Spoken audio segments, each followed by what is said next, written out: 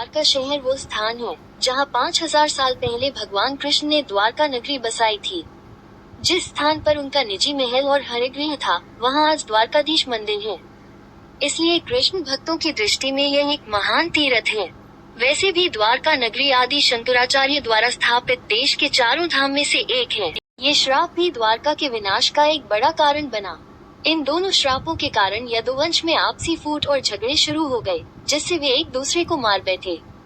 जब यदुवंश का विनाश हो गया और भगवान कृष्ण ने अपना शरीर त्याग दिया, तो उनके परमधाम जाने के बाद द्वारका नगरी समुद्र में डूब गई। द्वारका गोमती नदी और अरब सागर के किनारे ओखामंडल प्रायद्वीप के पश्चिमी तट पर बसा हुआ है। द्वारका बीच से द्वारकाधीश मंदिर और हनुमान मंदिर तक आसानी से पहुंचा जा सकता है, इसलिए आप एक ही दिन में दोनों के दर्शन कर सकते हैं। तीर्थयात्री आमतौर पर मंदिर में दर्शन करने के बाद विश्राम के लिए समुद्र तट की ओर प्रस्थान करते हैं।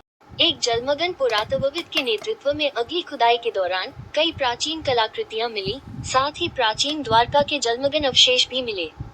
1983 और 1990 के बीच पुरातत्वविदों ने एक मजबूत नींव की खोज की, जिस पर नदी के किनारे प्राचीन शहर की दीवारें बनी होंगी। कृष्ण की बनाई गई द्वारका नगरी, द्वारका, समंदर की गहराई में ही मौजूद है। यही वजह है कि पीएम मोदी ने इस नगरी को समंदर में जाकर नमन किया। भगवान कृष्ण ने द्वारका नगरी को बसाया था, लेकिन समय के साथ ये नगरी पानी में समाती चली गई और आज करीब 100 फुट की गहराई में द्वारका नगरी मौजूद है। आप एक अविस्मरणीय अनुभव के लिए पानी के नीचे बसे द्वारका शहर की एक झलक पाने के लिए द्वारका दर्शन यात्रा पर जा सकते हैं।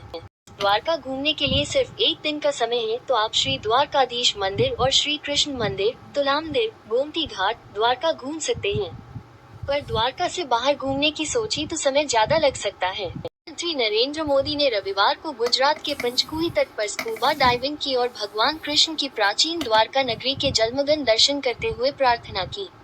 उन्होंने कहा कि वहां प्रार्थना करना एक बहुत ही दिव्य अनुभव था। में साल भर पर्यटकों का तांता लगा रहता है। पटोला सिल्क साड़ियाँ, कपड़ों पर बांधनी लोक कला की कलाकृतियाँ, कढ़ाई की हुई हस्तकला वस्तुएं, अलंकृत जूते, घाघरा चोली और सीक्वेंस, रंगीन धागों और शीशे के टुकड़ों से सजे